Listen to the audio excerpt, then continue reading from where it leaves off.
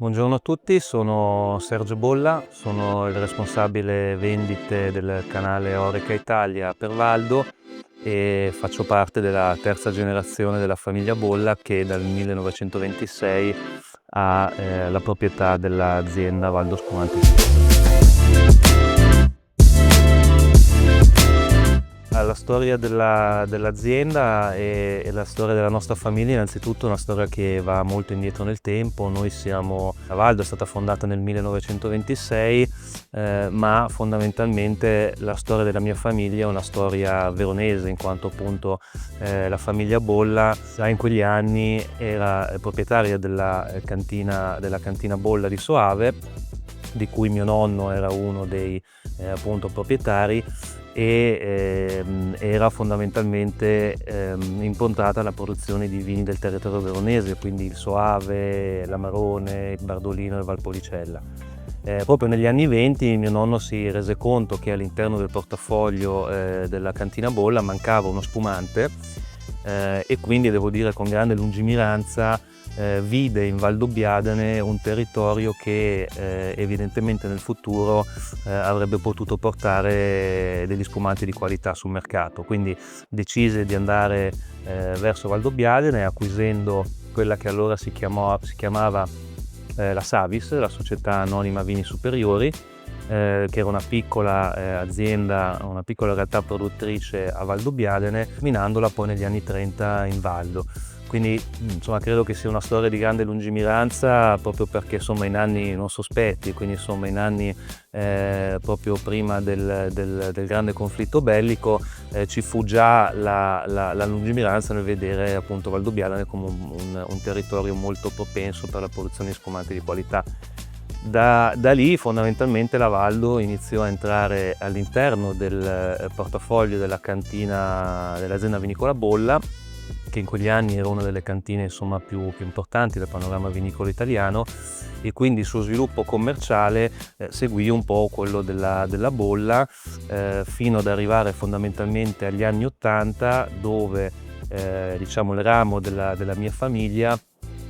si divise. Bolla fu venduta a quello che è attualmente l'attuale proprietario del gruppo Italiano Vini, mentre invece la Valdo entrò al 100% in proprietà dell'appunto nostro ramo della famiglia, quindi di mio padre.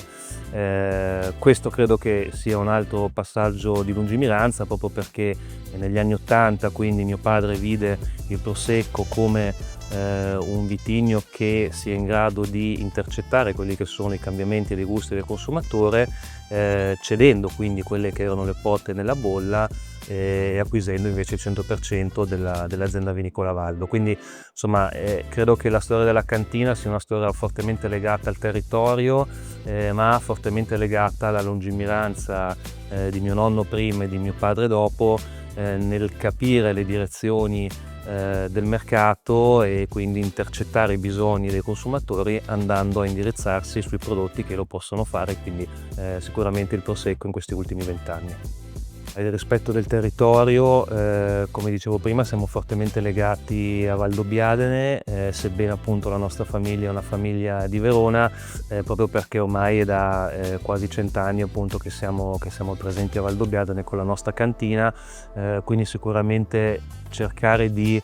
coniugare quelle che sono le esigenze di tutti i protagonisti del territorio, tutti i nostri viticoltori con cui noi lavoriamo da diversi anni, tutti i nostri dipendenti,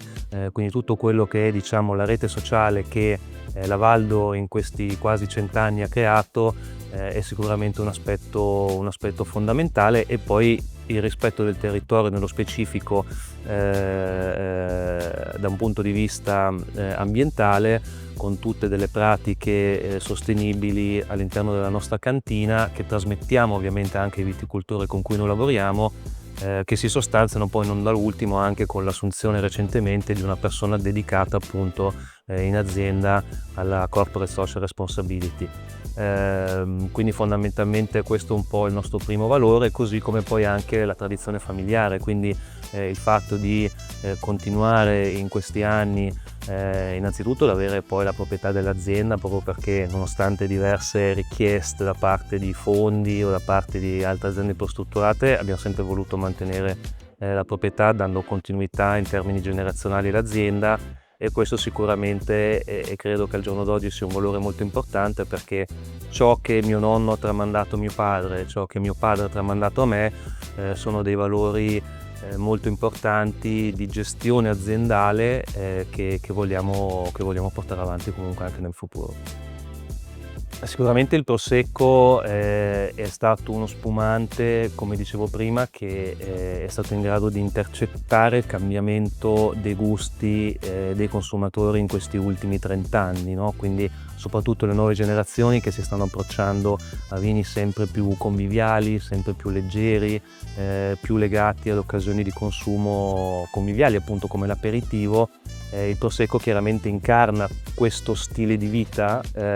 tipicamente veneto, ovviamente, che poi è stato esportato nel resto del mondo, e quindi le sue caratteristiche di piacevolezza, di freschezza, anche di aromi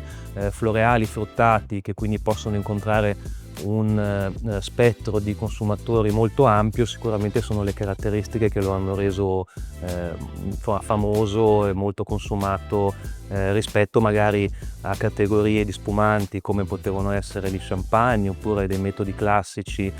di altri territori italiani. Il Prosecco è riuscito a dare un'alternativa alla bevuta nel mondo degli spumanti, e questo probabilmente appunto è stato il suo grande successo. Tra le nostre etichette più particolari posso citare la Cuvée del Fondatore. La Cuvée del Fondatore, come appunto dice il nome, è uno spumante che è stato dedicato da mio padre a mio nonno, al nonno Sergio, il cui nome peraltro porto con orgoglio, e quando si è deciso insomma di produrre uno spumante da dedicare al nonno, l'idea è stata quella fondamentalmente di unire la tradizione enologica della nostra famiglia con quella che è la zona di Valdobbiadene. Come fare ciò? È stato preso fondamentalmente la barrique, che appunto è tipica nella produzione di Amarone, di Ripasso, insomma di vini tipici del territorio veronese, ed è stata portata poi a Valdobbiadene all'interno di questo spumante, che quindi ha un 85% di uva glera e un 15% di chardonnay, che viene affinato in barrique per 6 mesi. Quindi credo che sia il prodotto che più di tutti rappresenti quella che è anche la nostra filosofia aziendale, quindi quello che dicevo prima, quindi la vicinanza e forte rispetto del territorio di Valdobbiadene, senza però dimenticare quelle che sono le nostre radici enologiche come famiglia appunto nel territorio veronese. È uno spumante che peraltro fa un anno di affinamento in autoclave, quindi il cosiddetto Charme a lungo, cosa che gli conferisce chiaramente una forte personalità, anche una struttura mediamente più elevata rispetto magari a dei tipici prosecchi superiori che sono invece affinati con uno charmat un po' più breve, e la barrique chiaramente gli dona qualche nota speziata, qualche nota un po' più diciamo diversa rispetto a quello che si può immaginare da un prosecco superiore di Valdobbiadene, quindi un prodotto che in quel modo potrei considerare unico insomma nel panorama di Valdobbiadene. Il secondo spumante che mi sentirei di menzionare è invece dedicato a mia nonna, quindi alla nonna Vivi, che è un Cartizze, un prosecco superiore Valdobbiadene di Cartizze, quindi uve esclusivamente dalla collina del Cartizze, che insomma all'interno di Valdobbiadene è quello che si può definire un cru, un'unica collina da cui derivano le uve appunto che compongono poi questo prodotto. È un prodotto, uno spumante che ha un dosaggio dry, quindi fondamentalmente un dosaggio zuccherino più elevato rispetto ai tipici prosecchi che sono principalmente extra dry o brut, ma questo anche perché fondamentalmente la nonna Vivi era una persona a cui piacevano le cose dolci, a cui piacevano le cose più amabili, quindi chiaramente anche questo è stato uno dei motivi per cui abbiamo scelto di dedicare un Cartizze, se vogliamo anche la collina regina di Valdobbiadene, a quella che era, tra virgolette, insomma, la regina, la moglie di mio nonno, quindi insomma si è voluto dare anche un'immagine un po' particolare a questo prodotto da dedicare alla nonna. Anche in questo caso abbiamo uno sciammalungo, quindi qua siamo sui 6 mesi di affinamento, e questo è un po' lo stile, insomma, enologico di Valdo, quindi degli affinamenti tendenzialmente lunghi in autoclave, per cercare di esaltare un po' la complessità anche che il territorio di Valdobbiadene riesce a dare, diversamente invece appunto da il prosecco tipico, insomma, che è sicuramente un po' più fresco e affinato un po' più breve in autoclave, appunto. Quello che mi piace ricordare sicuramente sono i tanti viaggi a Valdobbiadene quando ero più piccolo con mio padre. A quei tempi, quando avevo 10-12 anni, il papà aveva una piccola casetta poco fuori Asolo, che utilizzava chiaramente come base, perché essendo di Verona risultava comodo quindi avere un piccolo appartamento come base per non fare costantemente i viaggi a Valdobbiadene in giornata, e quindi insomma erano i giorni in cui riuscivo a vivere di più quella che era la passione di mio padre per l'azienda. Chiaramente oggi io sono tanto in giro per l'Italia, mio padre è ancora tanto impegnato, prima era all'università, quindi insomma chiaramente c'è sempre stato un rapporto tra me e mio padre molto improntato sul lavoro, e in quegli anni invece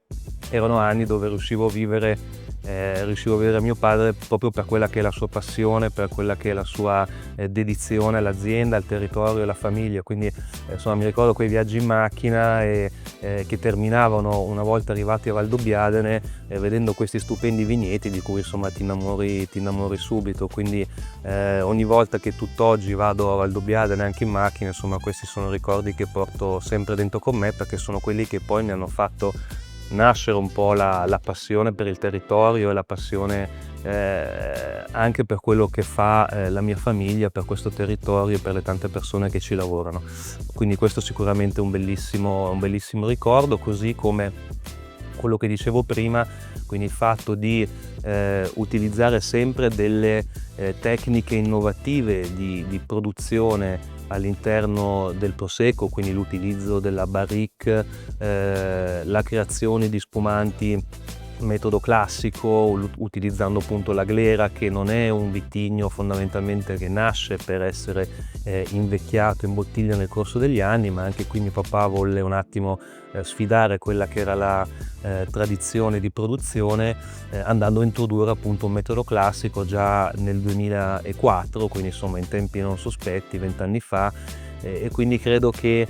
questa voglia di essere legati alla tradizione, ma vedere sempre nell'innovazione un driver fondamentale di crescita, è una cosa che io reputo fondamentale e bellissima all'interno della storia della nostra famiglia, e che tutt'oggi insomma mi sprona a cercare sempre cose nuove da poter portare poi sul mercato. Perché si dice notte polver, la botte è piena e a mo' embriaga? Questo detto è un tipico detto veneto, insomma, che ci ricorda di non voler aver tutto subito, quindi chiaramente la vita è fatta anche di compromessi, e quindi bisogna fare anche delle rinunce in certi contesti, ed è una cosa simpatica perché è un detto che molto spesso mio padre ricorda anche a me, che tendo a voler aver tutto un po' subito, tendo a essere sempre un po' impulsivo. Insomma, i suoi capelli bianchi poi alcune volte mi ricordano della sua esperienza che bisogna riflettere un po' di più e fare anche delle rinunce per arrivare ad un obiettivo futuro. Ciao a tutti i buttei del tiramisù di Treviso, che ringrazio per l'ospitalità, e ricordatevi che chi non lavora non mai ammira.